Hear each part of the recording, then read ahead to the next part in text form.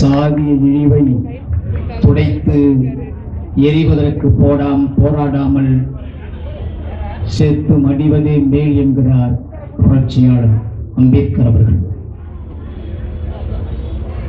அன்பு உறவுகளே, சற்று முன்பு நீங்க எல்லாம் பார்த்திருக்கீங்க. இந்த இடத்துல நான் கிட்டத்தட்ட ஒரு 20 பொதுக்கூட்டம் பேசியிருக்கேன். 20 ஆண்டு காலத்தில் 20 பொதுக்கூட்டங்களை கேப்டன் கட்சியில் இருந்தேன். அப்ப பேசினேன், இப்ப பேசுறேன். ஆனால் நான் பார்த்தவரை புரட்சியாளர் அம்பேத்கர் அவர்களுக்கு ஒரு கட்சி விழா எடுக்கிறது என்று சொன்னால் அது நாம் தமிழ் கட்சி எடுக்கிற விழாவாகத்தான் இருக்கும். வரலாற்றில் தெளிவு பெறாத எந்த இனமும் எழுச்சியுற முடியாது என்கிறார் புரட்சியாளர் லெனின். வரலாற்றை படிக்காதவன் வரலாற்றை படைக்க முடியாது என்கிறார் புரட்சியாளர் அண்ணல் அம்பேத்கர் அவர்கள். வரலாற்றை படி, வரலாற்றை படை, வரலாறாகவே வாழ் என்கிறார் எமது தலைவர் மேதகு வே. பிரபாகரன் அவர்கள். வரலாற்றை கையெடுத்த எல்லா இனங்களும் உலகத்தில் மகிழ்ச்சியாக வாழ்ந்து கொண்டிருக்கிறது. தமிழன் தன்னை மறந்தான்.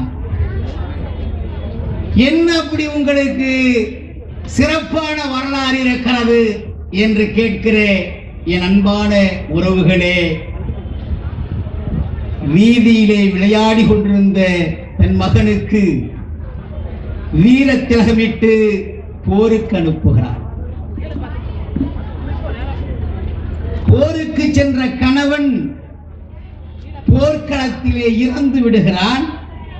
தன் மகனிடத்திலே வாளை கொடுத்து போருக்கு செல் என்று அனுப்புகிறார். மகன் போருக்கு செல்கிறான். சிறிது நேரத்திலே ஒருவன் ஓடி வந்து, உங்கள் மகன் போர்க்களத்திலே புறமிதுகிட்டு மாண்டான் என்று சொல்கிறார். இதை கேட்ட தாய் போர்க்களம் நோக்கி ஓடுகிறாள். ஓடும் போதே நினைத்து கொண்டு ஓடுகிறாள், என் மகன் போர்க்களத்திலே புறமுதுகிட்டு மாண்டிருந்தால் அவனுக்கு பால் புகட்டிய மாறை அறுத்து எரிந்து விடுவேன் என்று சொல்லி ஓடுகிறார். ஓடி பார்க்கிறா, போர்க்களத்தில் தன்னுடைய மகன் நெஞ்சிலே வேல் பாய்ந்து இறந்து கிடக்கிறார். அப்ப தேடுறா, உங்கள் மகன் போர்க்களத்திலே புறவிதுகிட்டு மாண்டான் என்று சொன்னானே, அவனை நாக்கை அறுத்து எறிவதற்கு. எப்படி என் அன்பு மகன் மாண்டான்? எழுத்த மாதிரி ஏன தும்பி கையில வேலேந்து நிற்கிறது.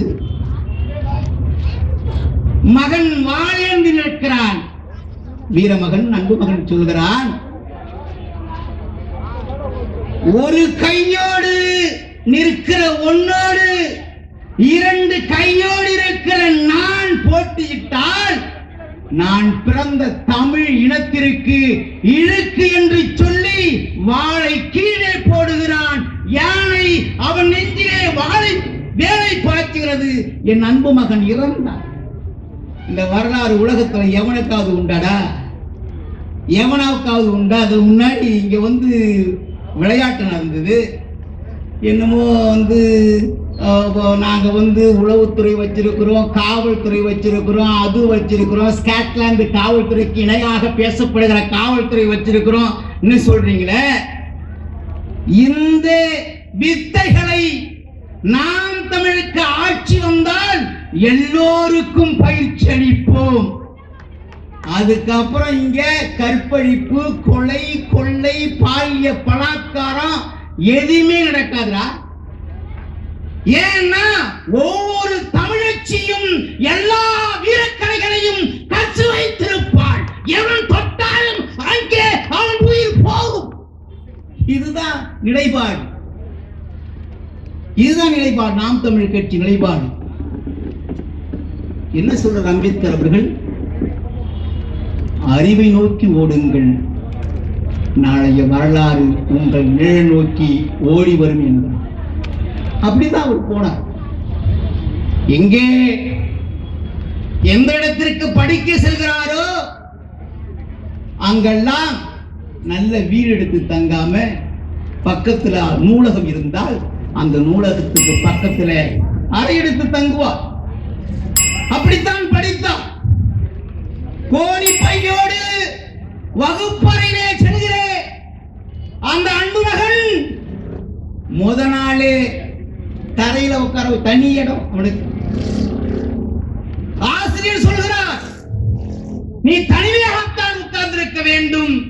நீ பள்ளிக்கூடம் விட்டு முடிஞ்ச உடனே நீ உட்கார்ந்து இருக்கிற கோணி சாக்க மடிச்சு வீட்டுக்கு எடுத்துட்டு போயிடணும் அப்படிங்கிற.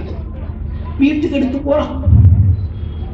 ஒரு நாள் பள்ளி முடிந்து வீட்டுக்கு செல்கிற போது மழை சோர்ந்து பேய் மழை. அந்த மழையிலே நடுக்கெடுத்த அந்த அன்பு மகன் ஒரு வீட்டிலே போய் அந்த மழைக்கு தங்குகிறான்.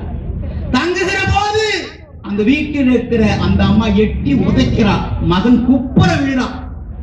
விழுந்து வீட்டுக்கு போறான். வண்டியிலே ஏறுகிறான். கல்வி கற்கிற போது கல்வி கற்பதற்கு நெடுதூரம் போகிற ஒரு நிலைப்பாடு. வண்டியிலே போறான். வண்டியிலே போகிற போது அந்த வண்டி ஓட்டுறவன் நீ என்ன சாதி என்று கேட்டு அவனை வண்டியிலிருந்து பிடித்து வலுக்கட்டாயமாக தள்ளி விடுகிறார்கள். மகன் குப்புற விழுறான். அப்படி விழுந்த மகன், கோணி பையோடு இருந்த மகன் 1949 நாட்டுடைய அரசியலமைப்பு சட்டத்தை எழுதி முடித்து கையிலே கோப்போடு போகிறான். இந்திய திருநாடே அவனுடைய வருகையை எட்டி பார்த்திருக்கிறது. அது வேறு யாருமல்ல, புரட்சியாளர் நம்முடைய அம்பேத்கர் அவர்கள்.